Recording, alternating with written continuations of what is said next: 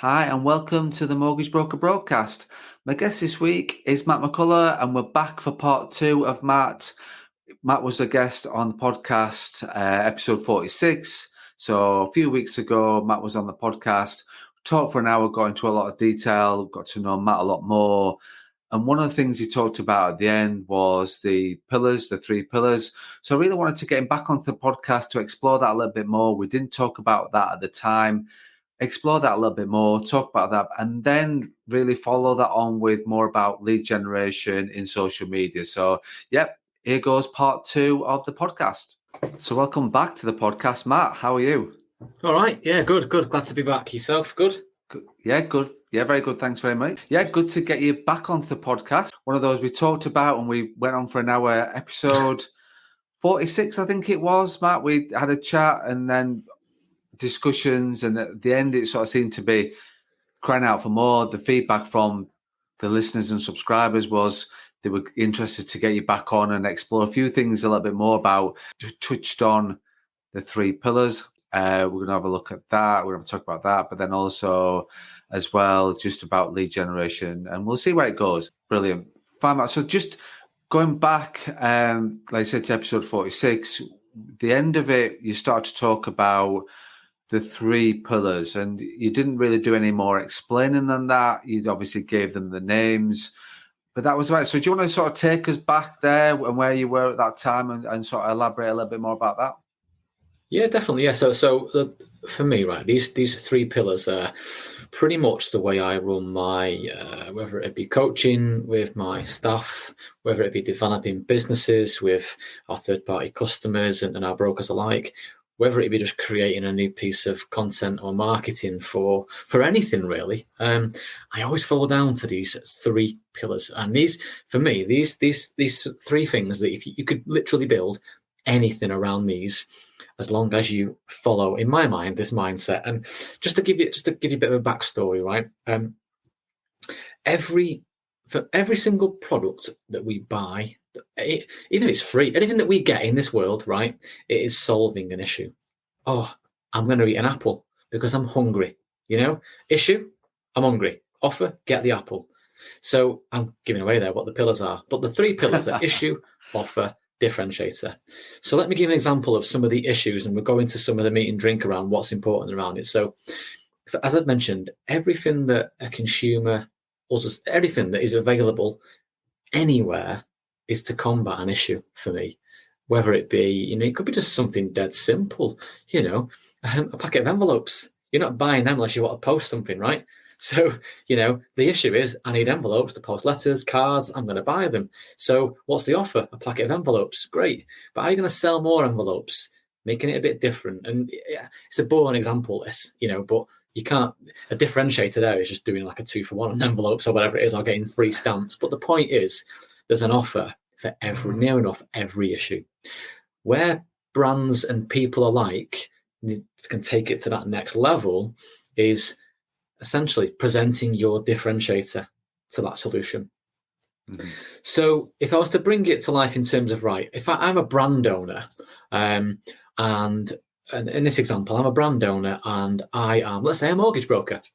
Well, the issue is clear and obvious, right? Is that people want a mortgage. And you can define that 1,000 different ways. Want as in a first-time buyer, as in an existing borrower who wants to raise money to build an extension, is a buy-to-let landlord that wants a capital raise to grow further. There's the issue, right? There's a plethora of different ones you could think about.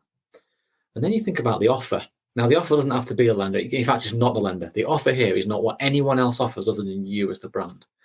So the first pillar is I've identified an issue.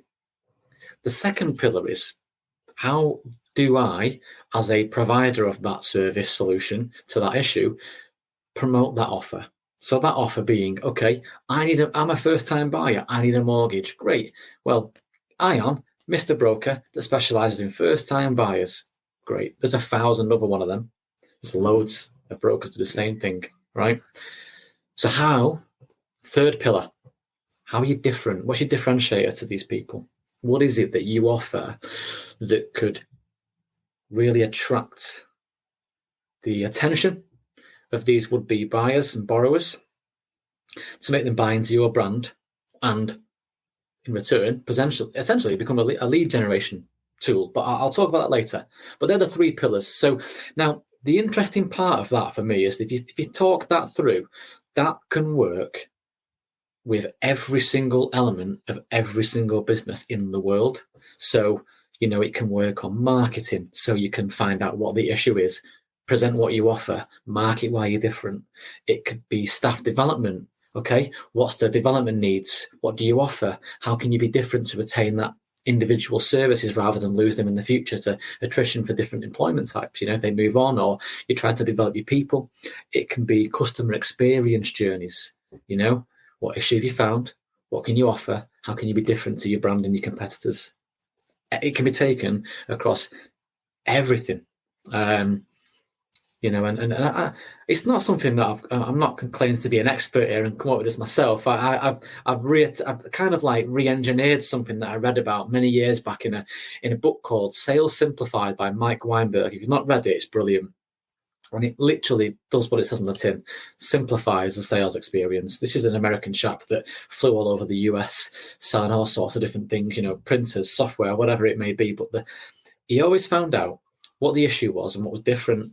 And I thought, well, actually, mix a little bit in there. What's your offer? How are you going to continually be different? So I just thought maybe just design this model around that and come up with something that actually could work on most occasions. And that is the 3 pillars, really. The 3 pillars. And I think it makes total sense. I think, like you say, it's simplified it in the book and you've adapted that and elaborated that a little bit more. But I think, like you say, you can, from a mortgage broker point of view, looking at, I'm a mortgage broker, so you're right, a first-time buyer, I specialise in first-time buyer mortgages. I specialise in buy-to-let. I specialise in this. You're going to struggle to find a niche, aren't you? You're going to, like in the world that we're in today with mortgage brokers I'm a protection specialist. I'm a business protection specialist. You are going to come up against competition that are niche in your world. Yeah. It's then what your differential is within that niche as well. So you've got to drill that. So it's all right going, specialise in first-time buyers. So the issue is this, I offer this. You've got to drill down and really sort of think a lot more about what your offering is and what your differential is, rather than just going, I'm a first-time buyer specialist. What does that actually mean? What does a first-time buyer specialist actually mean? And how do you differ to the rest of the first-time buyer specialists that are out there in the market? Because you're a national sales manager for one of the main lenders. You get to meet mortgage brokers every single day, Matt. And you will hear the stories and listen to people and listen to because that's what you do. And it's no different, is it? It's like you've got to look at what is really your true differential. Yeah, absolutely is. And do you know what's really good to hear this example come to light is like the local business networking events that you can go to. They call them BNIs. BNIs, you get that local event. And if you've got a couple of people that work in the same industry, might not be profession, but industry, you can hear how maybe their differentiator comes across in that room, because you and I know if I go there as a mortgage broker, I know that everyone in that room will know a mortgage broker. They just will. So how do I then discuss what my differentiator is for their potential referrals, their own family and friends themselves? And it always hark back down to, right, I think of this example, and you've got to be a differentiator to every pot of customers you want to serve. So you mentioned there about a niche. People usually say, right, when you're trying to build a brand, you're trying to maybe scale a business, niche down in a particular area, grow that, move across, right? If you've not heard that, that's something that happens in marketing quite a lot, especially in like the affiliate marketing space. But people tend to niche down, capture that, move across. Then you kind of capture more niches in one particular area. So in mortgages, you're absolutely right. You can focus on first-time buyers, right? I'm getting that capture point. But if you market yourself as a first-time buyer expert and a big portfolio buy-to-let landlord expert, they don't complement. So You have to create that brand yourself, right? Via different ways of marketing. You might have different maybe capture tools for your inquiries as a broker. And I won't get too technical yet, but basically you have to create that brand. And how do you do it? Simple. Find out what the issue, the customers' issues are. find out what they are, provide answers to that issue, but then really step out and go, right, how am I different to all these people here? And then market that.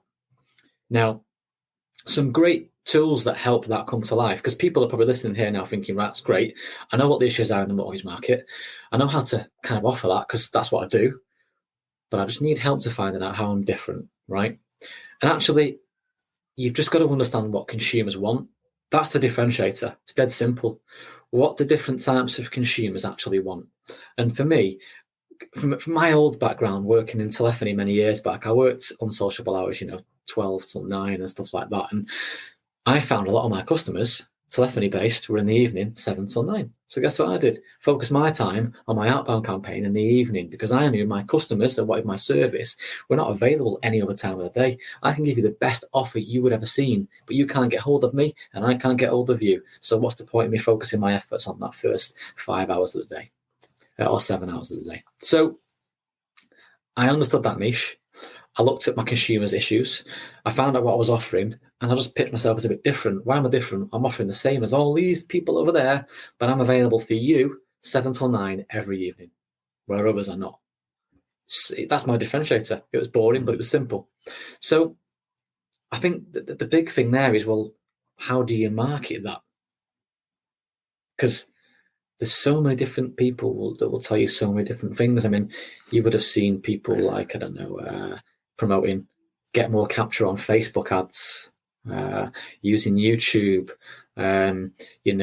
bespoke leaflet dropping. Still a big thing, to be fair. It can be very cost effective as a startup, but for me, if you take that 3-pillar service and pump that into a free social media platform yourself, I hate the word guarantee, because you know what? There's always red tape. You'll find success if you market your differentiator right. Definitely. I think the thing is as well is that it's about, you talked on the first podcast about long term and about client retention, the other things about a long term business. It's the same with this. Like, you've got to find your differentiator and then stick with it. Have persistency with it and stick with it, because it's not going to change. You can't, like, your concept and the number of leads and what you've got overnight. It's just finding it and then being, like I say, having that persistence to make sure you stick into that same game plan. Is that fair? Is that a fair point? I think it is. Yeah. Do you know a great example of someone doing this really well? And you've been on each of his podcasts, I think. Ash Borland does it really well, because he's found an issue, which is the upcoming podcast market. Everyone's getting into it. There's a reason behind it. It's flourishing. It can be profitable, but it's enjoyable. People listen to podcasts far more than they're doing music on the go nowadays. I probably assume in different areas. So, good little market. So Ash's issues come back straight away. How to set up and run your own podcast. I wouldn't know where to start. Ash offers help on that, but he's different. The differentiator is quite easy. There's not many people doing that at the moment. So doing it in the way he does it is really well, And I think that's an example of how someone could use them potential 3 pillars to create a brand and market a brand the way Ash has done that. I would say that's a good example. No, definitely. And I think people get that as well, Matt. A lot of people do listen to Ash's podcast and do sort of see him out particularly in the mortgage market space. So people will get that. And he's the person that people will go to for help with waking up today, thinking about, I'm going to set a podcast up. Yeah. They will go to Ash, because there is nobody else. You try and think of anybody else out there that's doing it in a mortgage market. Is there anybody else doing it? Not that I'm aware of. And the thing is that it's a very maybe it's intentional or not, but it's a very living example of the issue of a differentiator method, right? Because actually, again, you're seeing snippets of the videos on LinkedIn, like you promote out there, to market your podcast, and actually, it's a different thing in itself. No one else is doing that. So I'm seeing that. So the differentiator on marketing is present, but also the opportunity that I offer a potential customer is, do you know what? Actually, I like some of the stuff that's been shared, on Instagram stories and on LinkedIn. Actually, I might give that guy a quick call. I've got my own podcast ideas, and again, it's just something that, and all of that, by the way, in the main, is free marketing, right? Yeah, exactly. It's free using that method, and that's where see if you combine them 3 pillars. You, in your brand strategy, your marketing campaigns, you can build a business overnight. And I don't want to play that down. I don't make it sound dead simple, because it isn't easy. It will take persistence. But overnight is not, you don't get overnight success. You can start a business tomorrow on Company's House for 12 quid, right? But actually putting the wheels in motion to actually really start building a brand and attracting customers to what your offer is and your brand is, you can start that overnight if you know what to do. And for me, that's the point, them 3 pillars. I think it simplifies things and gives people a reason. Like there's plenty of people.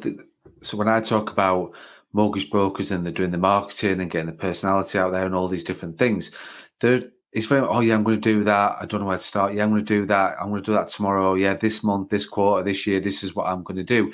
Whereas if you're starting with those 3 simple things, like I said, they're not simple, but they are, like, in terms of the simplicity of it and the process of it, will make it easier and less traction and less things to put off. And actually you will just get on with it, because you're thinking, right, well, yeah, this is what the issue is, this is what the offer is, and this is what the differential is. And then just build everything around that. It's like, for me, like I'm saying now, knowing what you're talking about in terms of the issue is there's a lot of mortgage brokers coming into the market and becoming brokers who don't get support, who don't get help, don't get any coaching. Well, I can offer that, and that's where I differentiate from other people that are out there in the marketplace, that I will help do that. It's as simple as that, really, and that's what you've got to look at from a broker point of view. That's easy for me to look at from the outside looking in, so to speak, but from a broker point of view, get that differential, just get it nailed. And to get that nailed, for me, you have to get it in the place where everyone's seeing it the most. And most of our consumer market nowadays, especially in mortgages, spend most of their time on smart devices, whether it be an iPad, whether it be a smartphone, it might even be Alexa, but to be fair, that's just for the music. I don't think there's anything there in the world for us really, other than playing podcasts back on Alexa. But so how do I get into that market? Because it's not untapped, everyone's doing it. Social media has been around for years, but I'll tell you one thing, it has never been a better time to get your branding on social media now, using this method. Yeah. Purposely, because smartphones, devices, applications that are out there now are so tuned in to what you do as a consumer. It feeds you content that you would like. I always love it when people say, so I'll give you an example, right? TikTok's a great example of, it gives you videos based on what you like. So when you hear these people say, oh, it's all just people dancing in brown bikinis, so I know what you're like on TikTok, don't we? But the reality is that stuff like that, it's an algorithm-based app. It shows you what you want. So, and actually, I read a stat the other day that TikTok's outgrown last year Google as the biggest search engine. Now, clearly, wow, because so many people are just searching for, niche topics and videos on TikTok, right, that search engine is probably a loose terminology, but I think people have used Google's TikTok search more than Google. And I must just double check that. I mean, but that was staggering. Caught me right between the eyes. But I get it. And I'll tell you why. So let me just tell you, if I want to make the most out of that today, if I'm a brand new entrepreneurial broker who's set up their own brand, how am I going to get leads into my business outside of friends and family? Because that's where we all start, isn't it? Yeah, friends, family, referrals, right? But how can I get it? How can I get people coming to me for something that they're looking after? Well, first and foremost, right, this is how I would do it. And so the first thing is I need to identify what the issue is, right? Now, I don't need to really go specifically dead nichey, but I don't want to be, right, where do I get a mortgage? Because that's just an open-ended comment, right? You need to find out what people are actually looking for. So you're probably thinking about how do I do that? There's a really, really good website called answerthepublic.com. Right. So anyone listening, I think you get 5 free searches a day. You can even go onto a premium plan if you want, but don't do that because we're talking about starting for free here and scaling up. So if I go onto there and I search something like, I can just put first time buyer, or I could put mortgage. What this tool does is it breaks down every search that's been looked for on Google over the past, I think it's 90 days. But essentially what it's telling you is, it's giving you all the questions that's been asked of the search engine, the what, the hows, the whens, about mortgages. So it'll say, when my mortgage expires, what happens to the title deeds? How do I apply for mortgage if I have adverse credit? What happens if my credit score is 300 and I'm applying for a mortgage? Things like that then start to niche down a little bit. Yeah? Mm-hmm. So you create content based. Go on, yeah. Sorry, Matt, I'm just thinking that, so from a question point of view, when you're looking at something like that on a website, I'm guessing it gives you volume. It's giving you the volume of traffic and the volume of people that are searching those same questions. So it doesn't give you, this is the bit where I think the premium plan doesn't give you the volume. It gives you all of these exploded in one view. Okay. Right. So if you can picture it, you'll have a circle that goes round with all the what, wheres, and hows coming off. And within each sort of split gram, you'll have to the left, how. How do I get hold of a mortgage if I have adverse credit? And it'll list the questions out. And as part of that, then, you just create a piece of content, that answers that question. So I use video for now because this is something that those that have seen my LinkedIn know that I like a video every now and again. And if let's say you focus a video, right, so here's my niche topic. I've seen that a lot of people are searching how to get a mortgage with adverse credit, okay?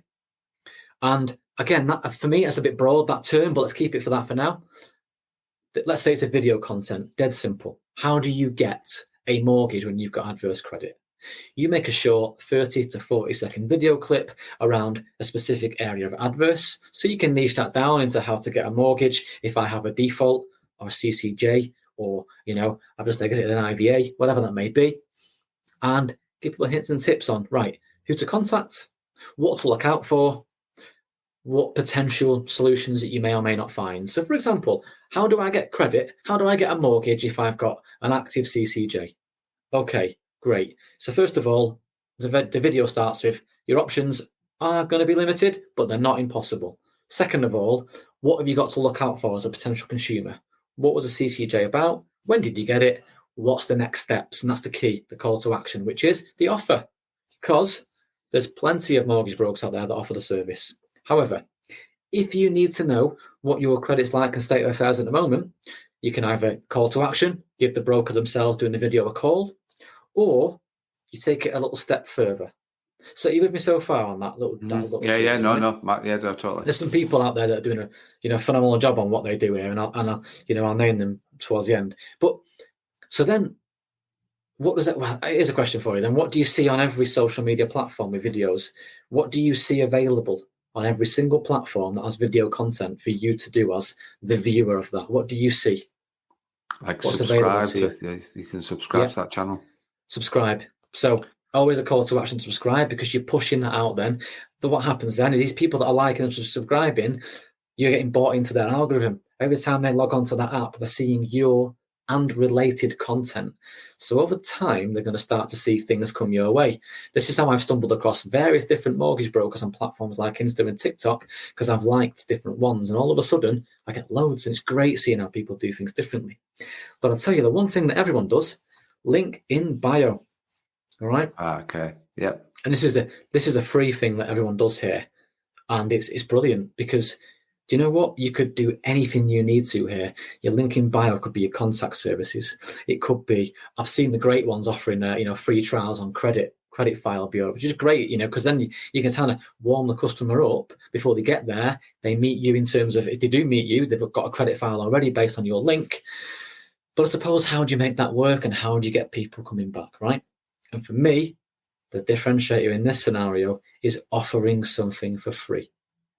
How many people go looking for a mortgage and come back with answers, but nothing that they really feel bought into and valued? Yeah. I know when I bought my first home, you you get so many different answers. You think, I don't know what to do here. What do I actually need? And we're lost at the moment. Social media, you can get lost in it, but if you really know what you're looking for, you can find absolute diamond stuff out there.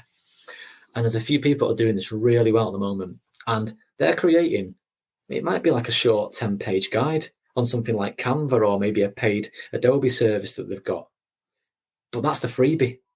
Mm-hmm. And when you offer that to a customer, so play that journey back. I've been searching for an issue. I've stumbled across Craig's video on Instagram or TikTok that's told me about the journey that I take on this particular issue, i.e. adverse credit. I can actually follow him and click a link in his bio that not only gives me an option to look at his 14-day free trial for my credit search that I need to find out how I can get this mortgage and if it's possible and how it's possible. He's also given me a free guide to potentially cleaning up my credit, maintaining finances well, the first-time buyer guide, all this great stuff. But I suppose then it's, okay, what do you get in return for that?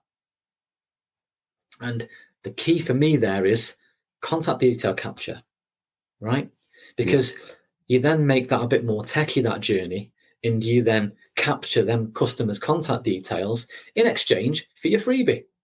And all that you do then is you market that customer based on trends in the market, area, maybe if you want to get really deep into it, geographical differences in terms of area, if you know that level of information from the data capture, but really poignant and really, dare I say it, succinct messaging around your business, whether it be mortgage, whether it be protection, whether you're selling milk and you're trying to undercut the milkman in the area, whatever it is, right?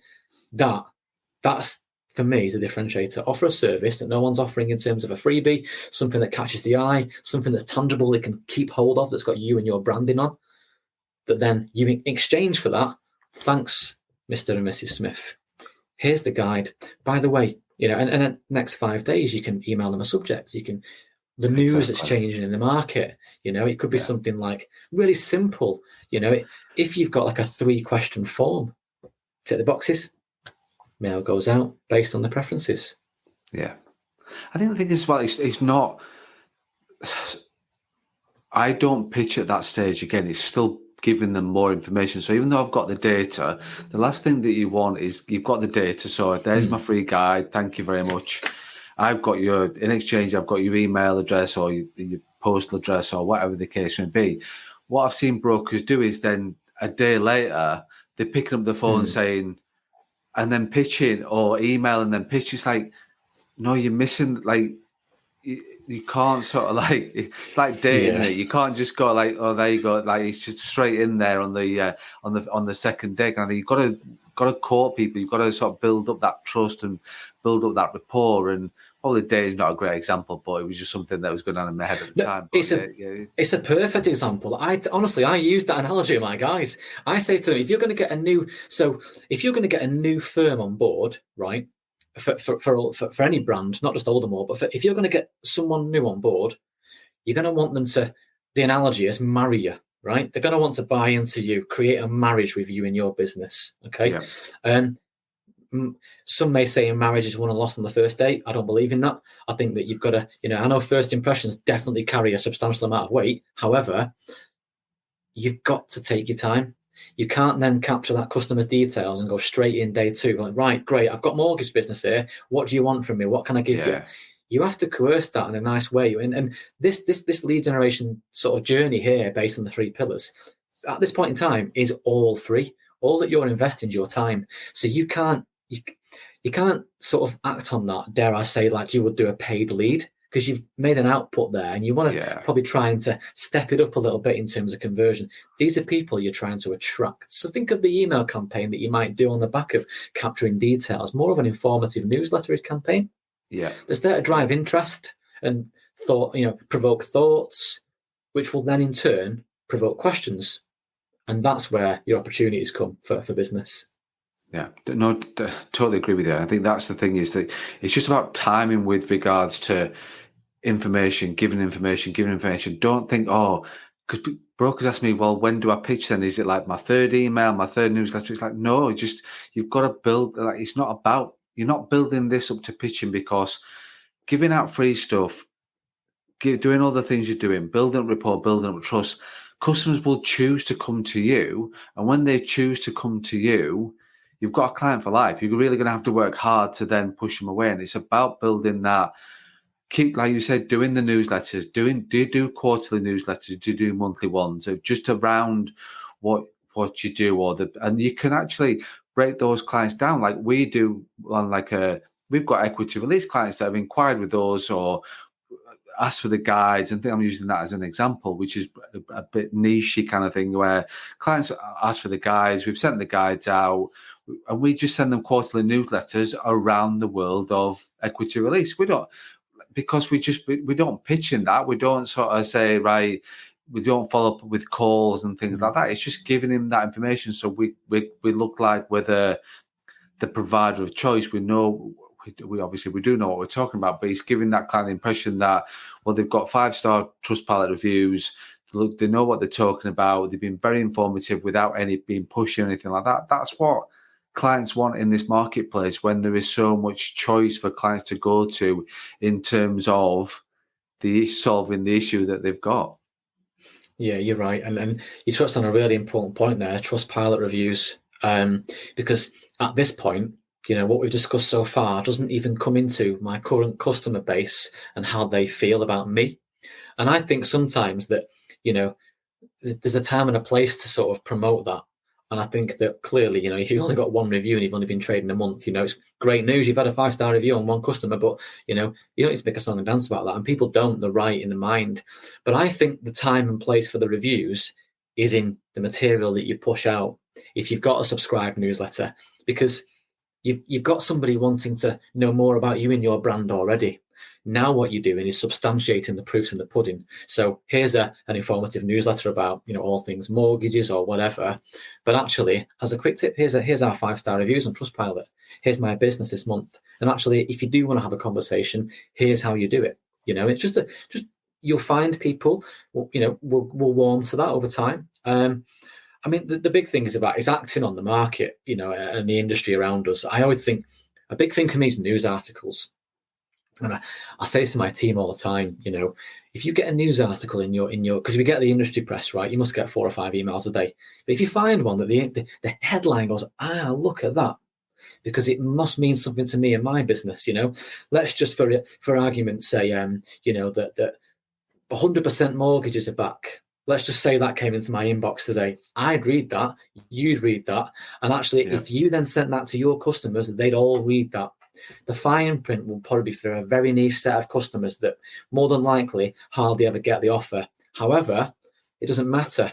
What matters is the solutions that you can provide to the ones that don't get it, like the 95% market, shared ownership, right to buy, things like that, So the point is that you've looked at something that catches the eye and you've already thought about a potential solution if it's not quite right.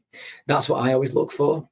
And that's where headlines and news and local changes in these newsletter campaigns and things to your customers really do get people interested, even if it's just a quick phone call. Hi, Matt. Listen, I've noticed your recent newsletter there talked about area increases in house prices.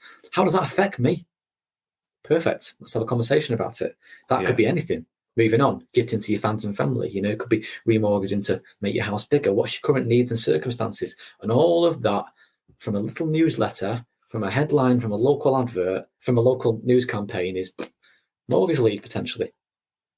And it's building up your local community network as well, and because that's with all these things we've talked a little bit about it. But I'm very big on local community. If you're a broker, yes, brokers in today's technology and space can do for. It doesn't really matter where the client's based in the UK in terms of doing business with them, but there's still a lot of brokers that are drilling down locally within the local community and getting leads with local and building that outward, shall we say. So they're not just going, right, I'm a UK-based mortgage broker and this is what I offer.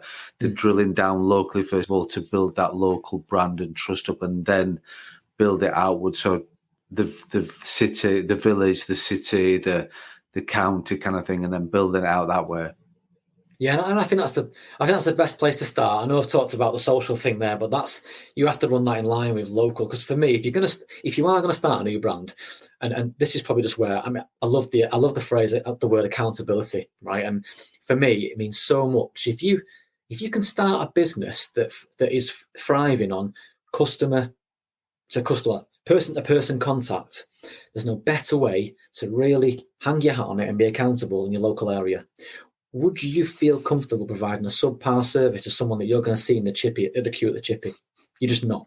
No way. You're going to cross paths with these people in the pub. You're just not. So you really need to be accountable for the people that are surrounded by you. If you can get that right, think how much you can grow with the people that are outside of your area that you're never going to see. And that shouldn't be an issue, by the way, that you don't see them. But the point is that if I know that I can walk into anywhere with pride, knowing that if I saw one of my customers and they knew that I give the best service that they could have had, and even if it wasn't a desirable outcome for them and they couldn't get what they needed based on their circumstances, I did all I could to get there. Absolutely cracked it. And that's where, for me, that's where the local thing starts. It's about accountability. Totally is. I 110% agree with you, because it is about that accountability. And you're right, it's not, you wouldn't give a substandard to somebody that is outside the area, so in other parts of the UK or stuff like that. But however, you're breeding it locally. You're breathing it locally. You've got to breed that outward in terms of your brand, and people, you'll find you'll get more traction locally because they will see your face down the chippy, or they will see you in the pub on a Friday night, or they will see you in that local restaurant or whatever, and they'll go, my God, that's that guy who's I've seen on that. And then they all of a sudden then they look at your social media profile, you then pop up more in terms of their social media profile, and you just again, and then the friends, they're more likely to like something, then the friends see that, and you're just building your name out in terms of what you're doing. But behind all that is the three pillars that you've talked about.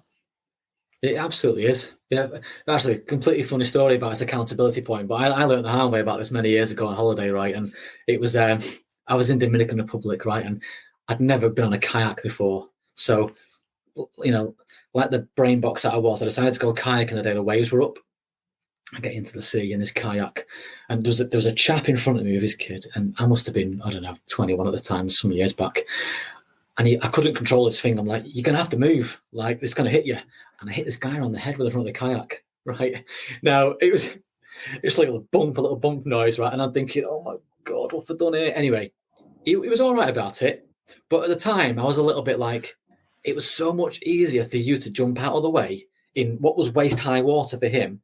And he was ducked down. He could have just got up and moved, but he didn't. Anyway, yeah. So I hit him on the face, and I wasn't, I suppose, as apologetic as I could have been, because I'm thinking, do you know what? I ain't going to see that guy again. He should have moved. I'm telling you now, I saw that guy every night at the buffet, right, for the rest of that holiday, and it felt dead awkward.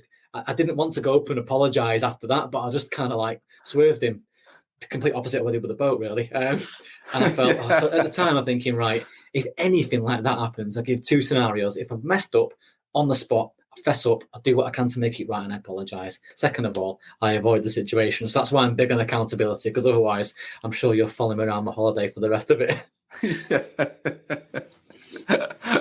Excellent. Matt, we're going to end on that great point there, because I think that's a great thing to end on. Thank you for coming back to being part of part two, and so exploring a lot more about the pillars, accountability, like you say, which you've talked about.